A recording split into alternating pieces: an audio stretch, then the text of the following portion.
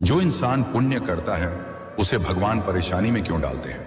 दोस्तों, अक्सर हमारे मन में एक सवाल उठता है। जो इंसान सच्चाई के रास्ते पर चलता है, दूसरों का भला करता है, किसी का बुरा नहीं सोचता, फिर भी उसकी जिंदगी में दुख, कष्ट और परेशानियां क्यों आती हैं? अगर भगवान न्यायप्रिय हैं, तो अच्छे इंसान को ही क्यों बार बार आजमाया जाता है? इसका उत्तर बहुत गहरा है। सबसे पहली बात, परेशानी सजा नहीं, परीक्षा होती है। भगवान कभी भी पुण्यात्मा इंसान को दंड देने के लिए कष्ट नहीं देते, वे उसे परखते हैं। जैसे सोना आग में तपकर ही शुद्ध होता है, वैसे ही इंसान कठिनाइयों से गुजरकर ही महान बनता है। भगवान जानते हैं कि यह इंसान टूटेगा नहीं, इसलिए उसे मजबूत बनाने के लिए कठिन रास्ता देते हैं। दूसरी बात, कर्मों का हिसाब केवल इस जन्म का नहीं होता। हम जो आज भोग रहे हैं वह सिर्फ आज का परिणाम नहीं है, यह पिछले जन्मों के अधूरे कर्मों का फल भी हो सकता है।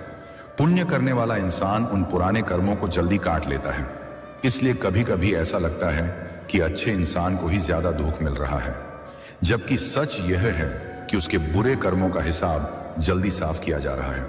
तीसरी बात, भगवान रास्ता आसान नहीं करते, इंसान को ताकतवर बनाते हैं। भगवान ये वादा नहीं करते कि तुम्हारी जिंदगी में कभी दुख नहीं आएगा। वे यह वादा करते हैं कि जब दुख आएगा तब वे तुम्हें उसे सहने की शक्ति देंगे। पुण्यात्मा व्यक्ति को भगवान धैर्य, समझ और विवेक देते हैं ताकि वह हर हाल में सही रास्ते पर बना रहे। चौथी बात, भगवान अपने प्रिय को ज्यादा परखते हैं।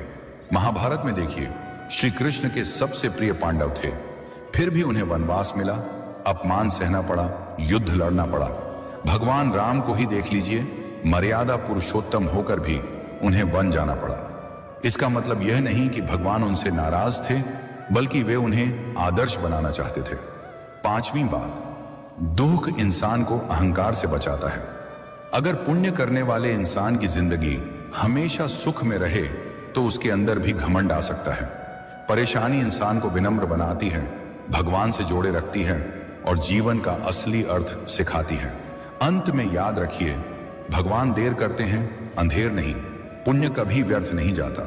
जो इंसान अच्छे कर्म करता है उसका फल उसे जरूर मिलता है, कभी इस रूप में कि उसका दुख कम हो जाता है, कभी इस रूप में कि उसकी आत्मा मजबूत हो जाती है, और कभी इस रूप में कि भगवान खुद उसका सहारा बन जाते हैं। इसलिए अगर आप सही हैं, सच्चे हैं और फिर भी परेशानियों में हैं, तो समझ लीजिए भगवान आपको गिराने नहीं, ऊंचा उठाने की तैयारी कर रहे हैं।